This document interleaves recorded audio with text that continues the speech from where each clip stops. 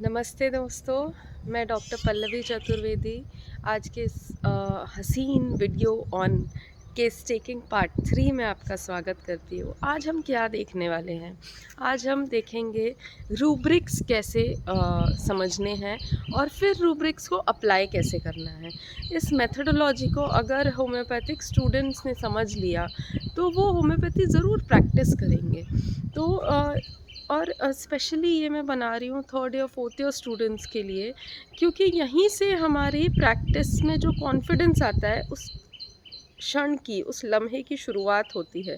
अगर आपने किसी एक को भी रेमेडी दे ली सही और वो ठीक हो गया, आपको लगता है यस मैं कर सकता हूँ, तो व्हाई नॉट ना, यहीं से शुरुआत करिए। आप पहले मटीरिया मेडिका पढ़िए और अच्छी मटीरिया मेडिका पढ़िए जिसमें ग्रॉस लेवल ऑफ पर्सनालिटीज़ है, वो आपको प्रिस्क्राइब करने में आसान नहीं लगेंगे, लेकिन जिसमें सटल लेवल ऑफ पर्सनालिटीज़ दिए हैं, आप उनको पढ़ना शुरू करिए।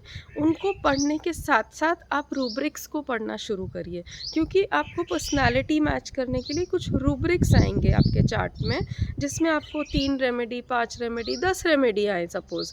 कुछ रूब्रिक्स आपने लगाए और 10 रेमेडीज़ आए। अब आपको समझ नहीं आ रहा अब मैं कौन सा रूब्रिक लगाऊं कि इसमें से एक रेमेडी बाहर आ जाए। तो अगर आपके पास मिनिमम रेमेडीज़ भी आ गए इतने सारे रेमेडीज़ के ख़जाने में से, तो आप उनमें से एक चुनना आसान हो जाएगा अगर आपको उसकी पर्सनैलिटी बैकग्राउंड मालूम है। ठीक है? तो पहले आप मटीरिया मेडिका पढ़िए, उसके लिए हमको फ़िलिप बेली है, कैथरीन कूल्टर है। ये मेडिसिन्स कॉमनली यूज्ड मेडिसिन्स उसमें बहुत बेहतरीन तरीके से बताई गई हैं, उनके अलग अलग शेड्स, पहलू। तो जब आप वो पढ़ रहे हैं तो आप उनके जो विस्तार किया है उसके एक एक रूब्रिक को ऐड ऑन करते जाइए और आपके पर्सनल नोट्स बनाइए वो रेमेडी के ऊपर कि ये पर्सनालिटी में ये ट्रेट्स आ रहे हैं। सपोज़ वो गुस्से का ट्रेट आ रहा है या ईगो का ट्रेट आ रहा है, तो आप वहाँ पे आपके रूब्रिक्स भी लिखते जाइए, तो आपकी खुद की एक अंडरस्टैंडिंग क्रिएट हो जाएगी। तो ये आप स्टूडेंट लेवल पे ही कर सकते हैं, बाद में आपके पास समय नहीं होगा, क्योंकि आप एक ऐसे लेवल पे आ जाओगे आपको लगेगा कि यार मैं तो डॉक्टर बन गया, और यू विल गेट बिज़ी, आप बिज़ी हो जाओगे और आपके पास डेफिनेटली पेशेंट फ्लो होगा।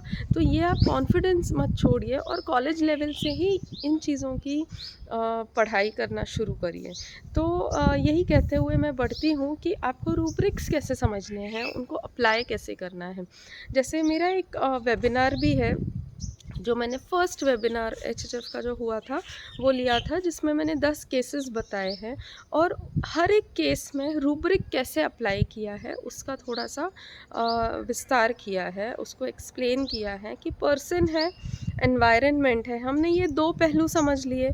बीच का जो एक एक्सिस बनाया था अडेप्टेशन का, तो अडेप्टेशन को हम कैसे वहीं से हमको रूब्रिक कन्वर्जन सीखना है।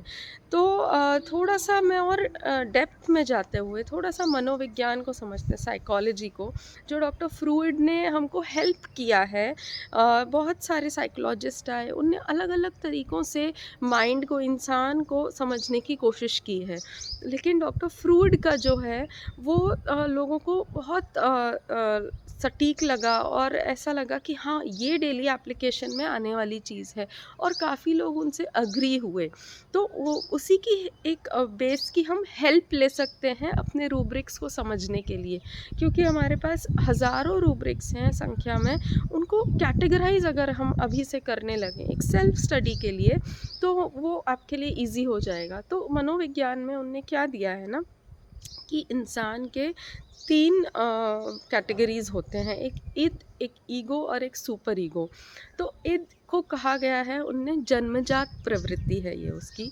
ईगो को उनने कहा है कि मैं स्वयं, हाँ, तो वो रियलिटी में अपने आप को कैसे पोस्ट करता है, हम उसकी डिटेल समझेंगे। और एक सुपर ईगो है जो पराहम है, एक हम है, मैं हूँ, और एक पराहम है, सुपर ईगो है। तो इनको थोड़ा सा अगर हम समझें तो हमको कैटेगरीज़ बनाना आसान हो जाएगा, और आपको डेली एप्लीकेशन में भी आपको इससे बहुत गाइड मिल सकती है अगर आपने अभी से वो कर दिया तो सेग्रीगेशन। तो धीरे धीरे जाएंगे इसके ऊपर, भले ही मुझे 10 वीडियो बनाने पड़े, लेकिन जो समझना चाहता है वो ज़रूर सुनेगा इस चीज़ को।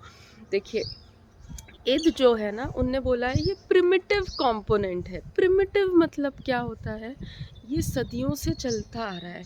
अगर मेरे माँ के अंदर है तो मेरे अंदर भी आया है, माँ की माँ के अंदर है तो भी वो मेरे अंदर आ रहा है, उनकी माँ के अंदर है तो भी मेरे अंदर आ रहा है।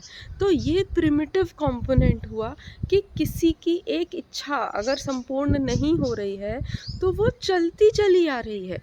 ये प्रिमिटिव हो गया। प्रिमिटिव एज जैसे स्टोन एज है, तो वहाँ से इंसान ने खोज करनी शुरू की, तो वो खोज आज तक जारी है ना। उसके अंदर वो एक प्रिमिटिव इच्छा है कि नहीं, मुझे खोज करनी है।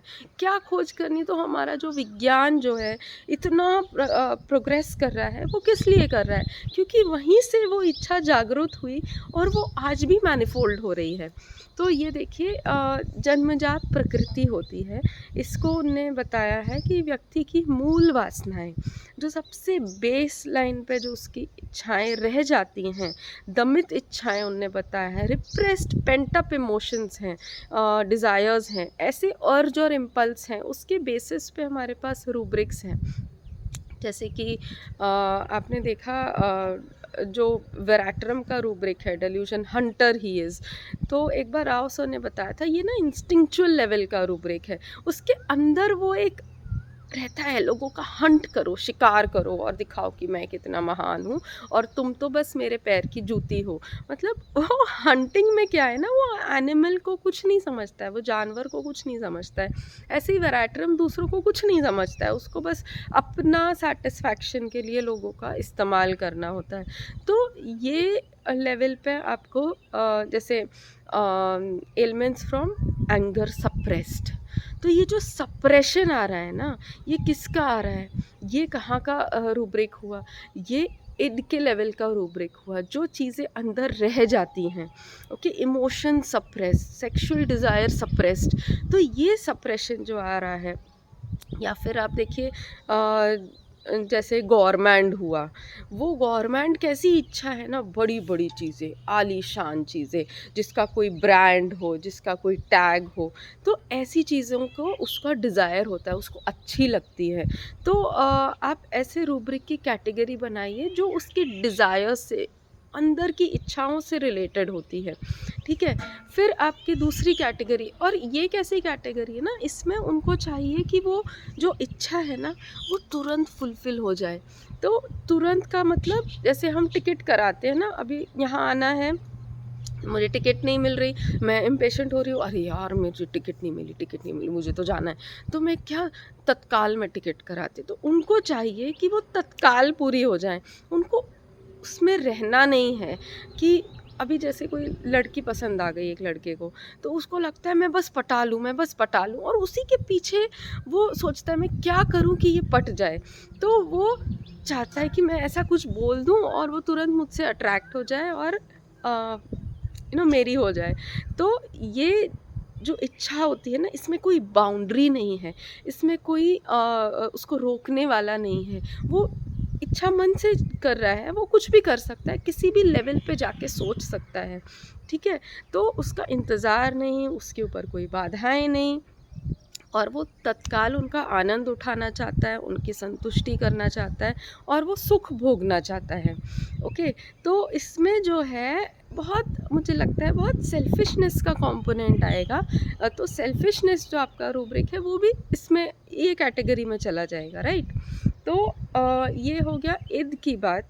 और आप इसकी ज़रा एक लिस्ट बनाइए, थोड़ी बहुत जो हो सके मुझे कमेंट बॉक्स में ज़रूर पोस्ट करिए, ताकि मुझे समझे कि हाँ, आप ट्रैक पर हैं, मेरे साथ साथ चल रहे हैं। तो हो सके तो ये एज अ होमवर्क करिए और फिर मेरे नेक्स्ट वीडियो का इंतज़ार करिए। Thank you so much. I hope आपको ये यूज़फुल लगे, और जो प्रैक्टिशनर्स हैं उनको मुझे नहीं लगता कि इससे कुछ बेनिफिट हो सकता है, लेकिन अगर होए तो आप ज़रूर लाइक, कमेंट और शेयर एंड सब्सक्राइब करिए। Thank you so much. Bye.